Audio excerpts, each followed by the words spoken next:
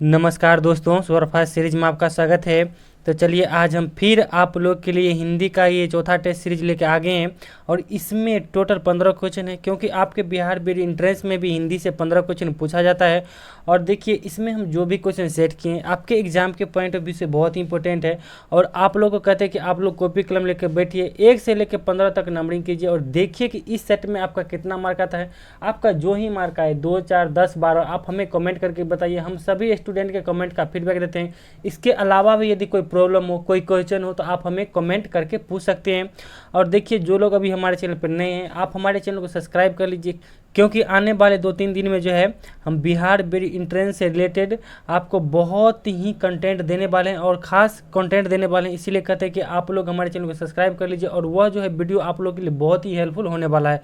तो चलिए इस टेस्ट सीरीज का शुरुआत करते हैं और जो लोग हमें सपोर्ट करना चाहते हैं प्लीज़ इस वीडियो को अपना एक लाइक देके हमें सपोर्ट कर सकते हैं। तो पहला क्वेश्चन है कि पूरब दिशा में कौन सी संज्ञा है। तो ऑप्शन में भाववाचक संज्ञा, व्यक्तिवाचक संज्ञा, जातिवाचक संज्ञा, समूहवाचक संज्ञा। तो देखिए पूरब दिशा में जो है व्यक्तिवाचक संज्ञा। अब कहिएगा व्यक्तिवाचक क्यों? देखिए पूरब जो है एक दिशा का नाम हो गया, यदि दिशा रहता तो दिशा हो गया एक जातिवाचक संज्ञा, ठीक है। अब फिर दिशा का कोई नाम हो गया तो वो क्या हो गया? व्यक्तिवाचक संज्ञा, ठीक है। अब देखिए संज्ञा कितने हैं, तो संज्ञा के कितने भेद हैं, यानी 5 है। अब देख लीजिए कौन कौन है, तो व्यक्तिवाचक, जातिवाचक, समूहवाचक, द्रव्यवाचक, भाववाचक, ठीक है। अब देखते हैं आपको व्यक्तिवाचक में, जैसे देखिए किसी व्यक्ति विशेष का अगर चर्चा हो तो व्यक्तिवाचक संज्ञा कहलाएगा, जैसे राम, कुर्सी, निशा, पटना ले लीजिए। अब जातिवाचक संज्ञा में देख लीजिए जैसे किसी जाति का बोध हो, जैसे देखिए अब पटना बताए तो कोई खास व्यक्तिवाचक हो गया। अगर राजधानी लीजिए तो राजधानी देखिए जातिवाचक संज्ञा हो गया, ठीक है। फिर लड़का ले लीजिए, लड़की ले लीजिए या फिर नदी ले लीजिए तो यह सब है जातिवाचक संज्ञा। अब समूहवाचक संज्ञा में देखिए भीड़, सेना, सभा, गुच्छा, ये सब जो है समूहवाचक संज्ञा के अंतर्गत आएगा। द्रव्यवाचक संज्ञा में देखिए जिसे जो है आप नाप या तोल सकते हैं वह जो है द्रव्यवाचक संज्ञा होगा, जैसे पानी, दूध, घी, तेल, सोना, चांदी, ठीक। अब देखिए भाववाचक संज्ञा। देखिए इसमें जो है आप किसी के गुण, दोष, भाव, अच्छाई, बुराई का यदि देखते हैं, पता लगाते हैं तो वो भाववाचक हो गया। जैसे देख लीजिए आप किसी से मोहब्बत करते हैं, प्रेम करते हैं या कोई चीज़ मीठा खाते हैं तो मीठा क्या करते हैं, सिर्फ उसका फील करते हैं, जो यह मीठा है, यह खट्टा है, ठीक। तो यह हो जाएगा भाववाचक संज्ञा में।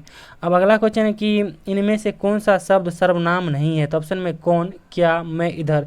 तो देखिए इनमें है इधर जो है सर्वनाम नहीं है, ठीक। अब देख लीजिए इनमें कौन कौन सर्वनाम है और कौन सर्वनाम है। देखिए कौन और क्या जो है प्रश्नवाचक सर्वनाम है और मैं जो है पुरुषवाचक सर्वनाम है। अब देख लीजिए सर्वनाम के कितने भेद है, तो 6 भेद है। कौन कौन? पुरुषवाचक, निश्चयवाचक, अनिश्चयवाचक, निजवाचक, संबंधवाचक और प्रश्नवाचक, ठीक है। अब चलिए अगला क्वेश्चन देखते हैं। हिंदी दिवस कब मनाया जाता है। तो ऑप्शन में 8 अक्टूबर, 8 मार्च, 8 अप्रैल, 14 सितंबर। तो देख लीजिए हिंदी दिवस जो है 14 सितंबर को मनाया जाता है, ठीक। अब अगला क्वेश्चन है कि आधुनिक का विलोम शब्द क्या होगा। तो ऑप्शन में नवीन, नवोदय, प्राचीन, पुराना। तो देखिए आधुनिक का जो है विलोम शब्द प्राचीन होगा। और भी कुछ विलोम शब्द देख लेते हैं, जैसे अनुराग का विलोम क्या होगा, विराग होगा।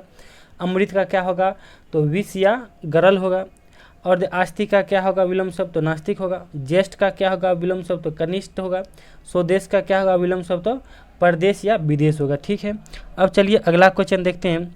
अगला क्वेश्चन है कि आधा तितर आधा बटेर लोकोक्तिया का अर्थ है। तो ऑप्शन में मात्र दिखावा, बेतुका मेल, निरक्षर, दोहरा लाभ होना। तो देख लीजिए आधा तितर आधा बटेर लोकोक्तिया का अर्थ क्या है, बेतुका मेल, ठीक है। और भी देख लेते हैं कुछ लोकोक्तिया, जैसे देखिए ऊंची दुकान, फीका पकवान का क्या होता है लोकोक्तिया, तो मात्र दिखावा होता है। काला अक्षर भैंस बराबर का लोकोक्तिया क्या होता है, तो निरक्षर होता है। आम के आम, गुठलियों के दाम के लोकोक्तिया क्या होता है, तो दोहरा लाभ होना, ठीक है। अब अगला क्वेश्चन है कि यामा के लेखक कौन है। तो ऑप्शन में प्रेमचंद, रामधारी सिंह दिनकर, महादेवी वर्मा, कालिदास। तो देखिए यामा के लेखक कौन है, तो महादेवी वर्मा है।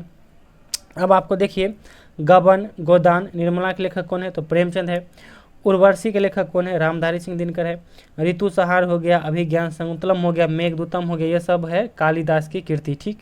अब चलिए अगला क्वेश्चन देखते हैं। पहला विश्व हिंदी सम्मेलन कहाँ हुआ था। तो ऑप्शन है पटना, सूरत, नागपुर, दिल्ली। तो देखिए पहला जो है विश्व हिंदी सम्मेलन नागपुर में हुआ था।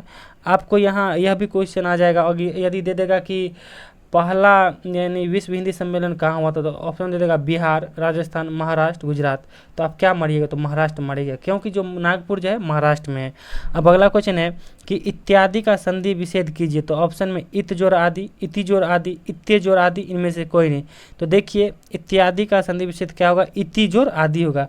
अब देखिए आपको संधि कितने होते हैं? तो संधि 3 होते हैं। कौन कौन? स्वर संधि, व्यंजन संधि, विसर्ग संधि। सिर्फ आप यहाँ ये याद रखिएगा कि स्वर संधि के कितने भेद हैं? 5 भेद है। तो ये जरूर याद रखिएगा क्योंकि आपको पूछा जा सकता है। ठीक, अब अगला क्वेश्चन देखते हैं। अगला क्वेश्चन है कि जिस समास में संख्यावाचक बोध हो उसे कौन समास कहते हैं? तो ऑप्शन बहुब्रीहि, द्वंद्व, द्विगु, कोई नहीं।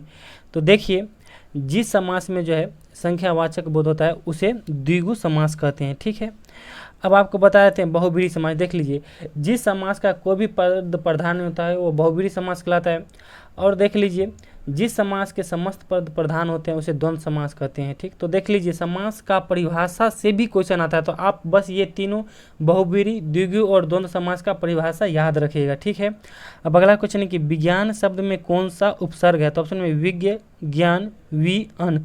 तो देखिए विज्ञान शब्द में जो है वि उपसर्ग है। ठीक है, और आपको बता दिए थे कि उपसर्ग जो है शब्द के पहले लगता है और प्रत्यय जो है शब्द के बाद में लगता है। ठीक, अब अगला क्वेश्चन है कि कवि शब्द का सही स्त्रीलिंग रूप क्या होगा? तो ऑप्शन में कवयित्री, उसके बाद है ये बी में देखिए कवियित्री, कविनी, कवयित्री। तो देख लीजिए कवि शब्द का सही स्त्रीलिंग क्या होगा? तो कवियत्री होगा। ठीक है, ए नंबर ऑप्शन होगा। ठीक, अब देख लीजिए अगला क्वेश्चन है कि तुम डाल डाल और है बीच में डॉट डॉट पात पात।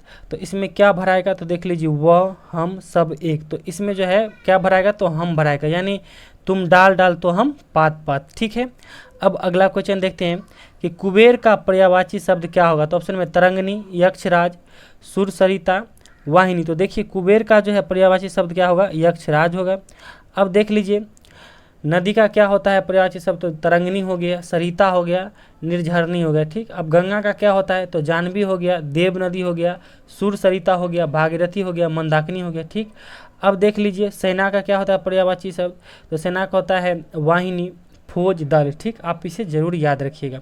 और देखिए अन्नू और ये निशी कह रहे थे कि सर आप कहते हैं 4 वीडियो मतलब देंगे और नहीं दे रहे हैं। आपको बता देते हैं कि सच में इतना आसान भी नहीं है 4 वीडियो रोज अपलोड करना। जानते हैं हम खुद से अकेला टाइपिंग करते हैं और क्या कहें अकेला, फिर रिकॉर्डिंग करना, फिर एडिटिंग करना। और जानते हैं बगल में मतलब लॉज में रहते हैं तो बगल में फिर पड़ोसी सब रहता है तो उसको भी डिस्टर्ब होता है।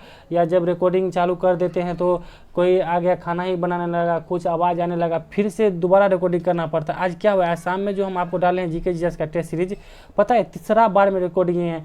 आधा आधा रिकॉर्ड करते तो कोई कुकरे लेके आ जाता था, पूरा हम मतलब ये होता है ना बीच में पूरा लाइट टूट जाता था। तो ये होता है समझे लॉज में। हम सोचते हैं कहीं और दूसरा जगह जाएंगे, बल्कि देखिए जितना आप लोग का रिक्वायरमेंट है हम पूरा कोशिश किए कि हम करते हैं। और उसके बाद भी देख लीजिए कि एक स्टूडेंट जो है हमको कह रहे थे कि सर यदि आप इंग्लिश में नहीं पढ़ाएंगे तो हम आपका चैनल अनसब्सक्राइब कर दूंगी। तो आपको बताते हैं कि देखिए हम कभी कोई झूठ नहीं बोलते हैं, आप लोगों को पूरा दिल से हम सही बोलते हैं, क्योंकि हमें इंग्लिश नहीं आता तो हम कैसे आपको पढ़ा सकते हैं। आपको कुछ बरगला दे या देखिए जो चीज़ हम जानते हैं, देखिए टीचर का ये नहीं है कि ज़्यादा नॉलेज होना, हाँ स्किल अच्छा होना चाहिए, बताने का तरीका होना चाहिए। तो मगर हमको तो वो चीज़ है, मगर हमको सच में अंग्रेजी नहीं आता है, इसीलिए हम आप लोग को नहीं बता सकते हैं। इसके लिए हम दिल से सॉरी बोल रहे हैं। और आप लोग कहते हैं कि आपका चैनल ही अनसब्सक्राइब कर देंगे, तो अब मान लीजिए क्या इसमें हम क्या कर सकते हैं। अब आपका जो इच्छा हो, जब हम बता दिए कि हमें इंग्लिश नहीं आता है तो फिर आप लोग क्या कहें। चलिए अब अगला क्वेश्चन है कि विशेषण के कितने भेद है? तो ऑप्शन में 2, 3, 4, 5। तो देखिए विशेषण के जो है कुल 4 भेद है। कौन कौन है? संख्यावाचक विशेषण, परिमाणवाचक विशेषण, गुणवाचक विशेषण और सर्वनामिक विशेषण। ठीक, अब अगला क्वेश्चन है कि आधुनिक युग की मीरा किसे कहा जाता है? तो ऑप्शन में महादेवी वर्मा, अरुंधति राय, सरोजिनी नायडू, निर्मला दत्ता। तो देखिए आधुनिक युग की मीरा जो है महादेवी वर्मा को कहा जाता है। तो चलिए, और आप लोग को इस सेट में कितना मार्क आया हो आप हमें कमेंट करके बताइए। और देख लीजिए अभी 2-3 दिन है और जम के तैयारी कीजिए, कोई दिक्कत नहीं, आप लोग का एग्जाम बेहतर जाएगा और क्वेश्चन का लेवल आसान ही ही आने वाला है, आप लोग घबराइए नहीं, आप लोग का एग्ज़ाम बेहतर जाएगा। बस आप लोग हैप्पी माइंड से जाइए, एग्ज़ाम दीजिए और फिर आइए। 16 अगस्त से हम लोग मिलते हैं और देख लीजिए इसके बाद जो आपके एग्ज़ाम के बाद हम लोग जो है काउंसलिंग पर स्ट्रेटजी बनाएंगे कि कैसे करना है। थोड़ा रिस्क खेलना पड़ेगा, ठीक है, मगर आप लोग को अगर गवर्नमेंट कॉलेज चाहिए तो दूसरा जिनका मान लीजिए नंबर कम आया थोड़ा, तो उनको थोड़ा रिस्क खेलना पड़ेगा, क्योंकि देखिए 500 ही सीट है, 500 में फिर लड़का है लड़की है, फिर हर एक कैटेगरी है, ठीक है। अब देख लीजिए हम जैसे कहते हैं कि किसी को मनोबल बढ़ाने के लिए, यानी बच्चा है यानी कह देते हैं कि हाँ आपका कॉलेज मिलेगा, देखिए ऐसा नहीं है। सरकारी कॉलेज लेने के लिए कम से कम तो ये कोशिश कीजिए कि ज़्यादा से ज़्यादा नंबर हो। यदि आपको आसान क्वेश्चन आता है यानी एग्जाम में, तो आपको 100% बनाना पड़ेगा। अब जैसे पिछला बार देख लीजिए जीके में, अगर उसमें आप जीके में 40 में 40 नहीं बनाते हैं तो फिर आप गवर्नमेंट कॉलेज लेने के क्या कहते हैं काबिल नहीं है। आप सेट उल्टा के देखिए कितना आसान क्वेश्चन पूछा था, तो उसमें आपको 40 में 40 आना चाहिए। यदि वैसा क्वेश्चन आता है तो आपको 100% एक्यूरेसी रहना चाहिए। तो और देखिए खासकर नेगेटिव भी नहीं है इसमें, जो मारिएगा तुक्का भी कुछ उतरेगा। तो इसीलिए कहते हैं कि आप लोग पूरा खुश रहिए, मस्त रहिए, स्वस्थ रहिए और जाइए जम के एग्ज़ाम की तैयारी कीजिए और खुशी खुशी एग्ज़ाम दीजिए। आप लोग का एग्ज़ाम बेहतर जाएगा और हम गॉड से कहते हैं कि आप लोग का एग्ज़ाम बहुत ही बेहतर जाए, क्योंकि देख लीजिए आप लोग आगे बढ़िएगा तभी हम आगे बढ़ पाएंगे, ठीक है। चलिए thank you, all the best, अपने तैयारी में जम के लगे रहिए। Thank you.